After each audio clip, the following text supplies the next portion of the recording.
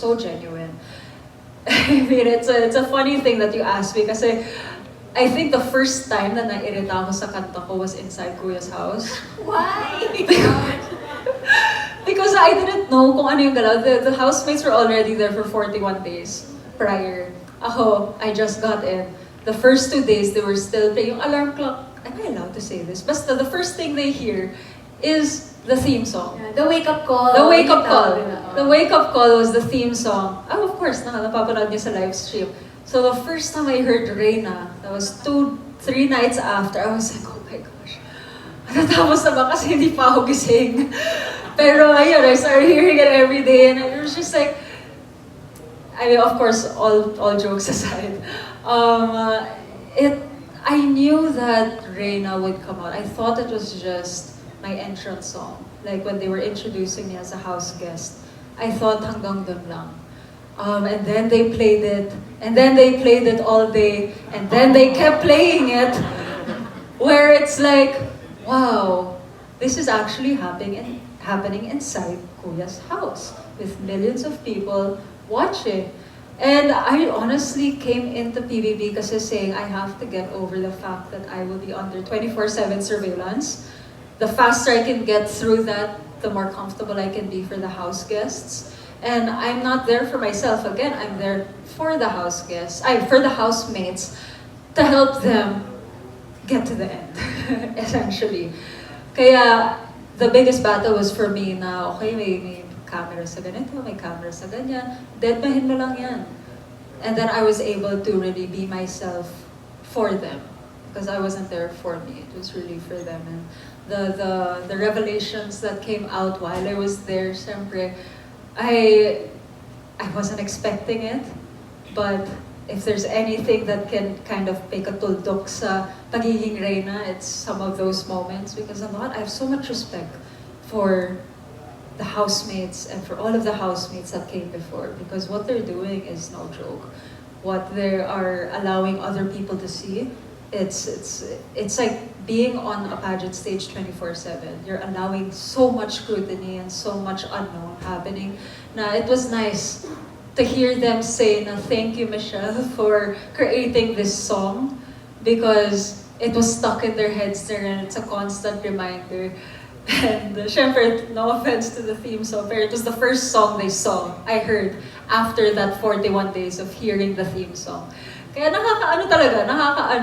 nakakataba ng puso, and syempre dun pa nabuo ang Destiny's Child. Yes, I was about to ask about Destiny's Child! And I'm so glad Ate Clam was blonde also and had so many extensions. Kuya, pakilabas naman po ang clips na suot ng lahat, ang blonde hair. Meron ba? Meron. Nakita na ba kayo ni Clang? Hindi pa, busy pa siya. Pero magkikita kami soon. Yes. Super soon, as in naka-set in calendar namin. Aabangan natin yan. Sana mag-TikTok kayo ng Destiny's Child. Hindi lang isa, TikToks. Yes! May group na nga kami. Ano? GC? May GC kami. Ay, ang dami may GC. May GC kami, syempre. Gusto niyo bang masali, di ba? Dumaan muna kayo sa bahay ni Kuya. Totoong nabuo ang bond sa loob ng bahay ni Kuya. Well, thank you for that question, Kate Adahar of Random Republica. Now, this next question is from kapatid insider Carl June. Where's Carl June? Yes, there you go. Hello, good afternoon, and once, Miss Michelle, congratulations on your great song, sobrang LSS. And to be honest, yan yung kantang piniplay ko habang nagbibiyahe. Oh, thank you. I hope this question na masagot mo to. What is the message of Reyna na gusto mong nitong iparating, especially sa mga LGBTQIA+ community? In one line, lahat tayo ay Reyna. I mean, Reyna in our own right, Reyna in whatever we do, Reyna in our losses and our triumphs, and Reyna especially when the whole world doubts you. Because what matters is that you believe in yourself, and the right people will believe in you too. Next question. What is your concept about Reyna? Bakit yan ang napili mong title? That's a good question. Doon na papasok yung, of course, the expertise of Star Music and GMA Sparkle, and collectively, we really came together to really study the different options that we had that gives justice to the song and the material. So it wasn't actually a long process because when it was presented, parang yun na yun eh, it's the perfect title already. It's kind of like similar to when I first saw the sketch of my final gown. Parang yun na yun. Hindi na natin consider lahat. This is the one. So it just felt right. That will be all. Thank you and congratulations, Queen Michelle T. Thank you. Thank you. Parang may lukso ng dugo, no? Na, yan na yun. That's it. Yeah, I mean, it has to feel right. Okay, now let's go to Certified Kapamilya, Lyra Nicole Trinidad. Kindly raise your hand. Okay, there. Let's hear her question. Hello po, Miss Michelle, and congratulations Hi. po Hello. for the... And how do you hope the general public will interpret it? I mean, this press con, that question is a little late. Kasi ang dami na nangyari with the song and how it was received and how it was praised and how it's celebrated in so many different areas. I think that's validation, definitely, from not just my journey, but me also as a starting recording artist. It validates what we're trying to say, and of course the community that received it so well, because this is for them, and it's for so many more people also. Kaya, I mean, I guess, para matuldukan yung tanong niyo po, it's more validating in a sense na this song means so much, not just for what the lyric says, but what it represents, which was my journey as a beauty queen and how I reached success unconventionally. And to put that in song in a new industry and for it to be so well received, I mean that it just inspires me to keep creating it at this level all throughout my career. Thank you Thank po, you po. and congratulations. Thank you. Thank you, Lyra Nicole Trinidad of Certified Kapamilya. Now let's go back to the music video kasi tungkol dun yung next question from Davao Digital Influencers, Joem Madrazo. He asks, how did you physically prepare for the music video shoot? Kailangan pa ba? Kasi Physically. grabe naman na yung physical appearance. I mean, when you have a healthy lifestyle, hindi na kailangan paghandaan yun because it's just Nice. maintenance. But Queen things! I think it's really important to be your worst critic. I'm always my worst critic. Kaya hindi ako naapektuhan sa mga bashers kasi walang sinasabi ang bashers na hindi ko din sinasabi sa sarili ko. Alam mo yun? Nauna ka na. I mean, syempre, uunahin, I'm realistic. And sometimes you have to be humble enough to listen to what they're saying. Because maraming eming bashers lang dyan na may masabi lang para lang mapikon ka. Pero there are some very constructive criticisms that you can find. And you have to be the first one to be that for yourself so you can prepare for anything. And I knew I'm not the best dancer. I could definitely perform. Like I love being on stage. I love performing. Pero I knew hindi naman ako A-team na world dance champions. And I was preparing physically through dance and my performing arts skills months before we even did this. We didn't even have an official choreo. Gumagawa kami ng something just to get my muscles loose. Iba yung muscles na ginagamit for pasarela and for dancing in general. Syempre, I knew the gravity of this. And sometimes you just have to prepare even before people ask you to prepare. Especially if it's expected from you at this point.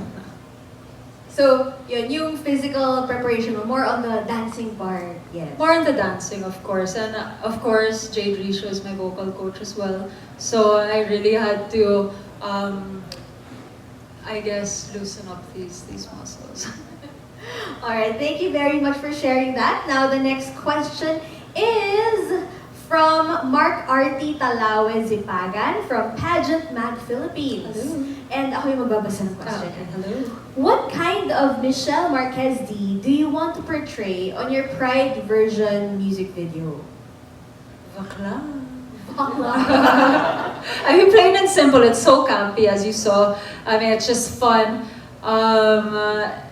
but there are a lot of Easter egg hunts. Easter egg Talaga? clues For your inside. next music? No. Actually, just in relation to my journey, you'll see a lot of Okay. snake skin in there. You'll see a lot of iconic poses, and just a lot of representation on paying homage to what has passed already. And the next, I don't know if I can tease this, but the next is to introduce something new. Yeah. It's very exciting. And I have to say kudos talaga to the to the knowledge and the expertise of Star Music. They're really guiding me through. Again, this is a very new industry for me. But again, I'm just doing my best in everything that everything that I take on.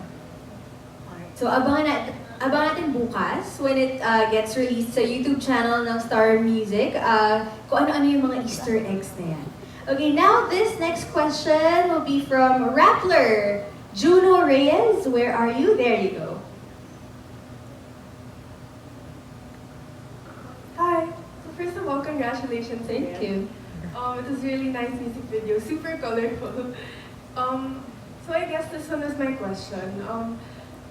Of course, there's still a lot of prejudice towards the LGBT community in the Philippines. So what does it mean for you to be able to express your sexuality and support for the LGBT community with the platform that you have now, especially that you've officially launched your career as a recording artist? I mean, it means so much to me because I owe so much to this community right back. I mean, they have been a source of strength when it matters the most. And growing up, I don't think naman na nawala sa pagkatao ko and being exposed to the community. And the thing is I don't think I've ever encountered naman an instance in my life na binastos ako or na nagawa ng community na to na hindi kayang gawin ng ibang community. Pantay-pantay lang naman tayo, and all we're asking for is acceptance, respect, understanding. No one's trying to change anyone. But the fact that, I just performed in O-Bar 2 nights ago, and it was the most fun performance that and kumpara nagle-lip sync lang ako doon. We saw your post, It was so fun to lip sync for your life pala, alongside all of these amazing drag queens. And for them backstage to start saying, "You're our queen, you're our queen." And it just, that's why I do what I do, because I try to inspire everyone. That inspires me. I think that's what I forget to say all the time. Thank you for inspiring me, because I wouldn't be who I am without all of you, of course. Thank you. Thank you. Will that be all? Yes, thank you, Bruno. And now the next questions will be coming from Mika Sabio of Push ABS-CBN. Pero medyo nasagot mo na yung first question about the making of the music video. So her second question is, embarking your journey as an artist, both actress and singer, what is your Reyna moment and why? Reyna moment. Actress and singer, what's my Reyna moment? Embarking on those two. I guess when the song came out, because it's bridging both me being a beauty queen and being a recording artist, and being able to tap into different personas. That's an acting skill naman also. But again, everything is just with the purest of intention. But I was very nervous launching this song because again, it's completely left field. Of course, we all know I'm musically inclined, but it's not the industry that knows me the best. So, syempre, kinakabahan ako. Syempre, there's a lot at stake. That's why you work with the best to make sure that you can get the best materials and get the best collaborations to create all of this. And, when we started talks with Star Music, they just knew. They just knew what we were trying to go for, and they had a vision, and we had a vision, and everything just aligned perfectly. Kaya, gets really the song. Yes, yun talaga. But I really admire how you answered that kasi it takes a certain level of humility and self-awareness to recognize that even though you've been crowned as Miss Universe Philippines, you own that world, iba sa ibang field, iba rin sa ibang world na you have to kind of, hindi naman super start from scratch, but it's a relatively new audience also for you. Oh yes, and it's coming from the fact that even though I'm the only one on stage, in any stage, again, it's acknowledging that I wouldn't be there without the people behind me. I am just the muse on stage, training and preparing and putting on a good show, but who would I be without the people behind me? And that's just like the song. Who would I be? Where would this song be if I didn't have the people behind it also? Thank you. And now I think we're down to our last set of questions from John Bueno of kumakaw.com. He's here, but I think I'll be the one reading your questions, right? Okay, the first question is, how important is it to have a new version of your song and what do you think it represents? But I think na medyo nasagot mo na. No, would you like to add anything? Well, I mean, not everyone needs a Pride version, of course, but I think it's specific to the person's story. And this, I mean, the Pride community, the LGBT community plays a big role in who I am. So it only felt right to pay homage to that, of course. I said my first video, it's still fun. It's very fashion, but I really wanted to give back in whatever way I can to the community that I love. Speaking of fashion, parang lahat tayo all together biglang nagsabi kanina, Barbie! Di ba? Parang when we saw you in that get up, lahat talaga. As in, di ba nakikinig ko rin sa audience, ay, Barbie! Sobrang Barbie siya.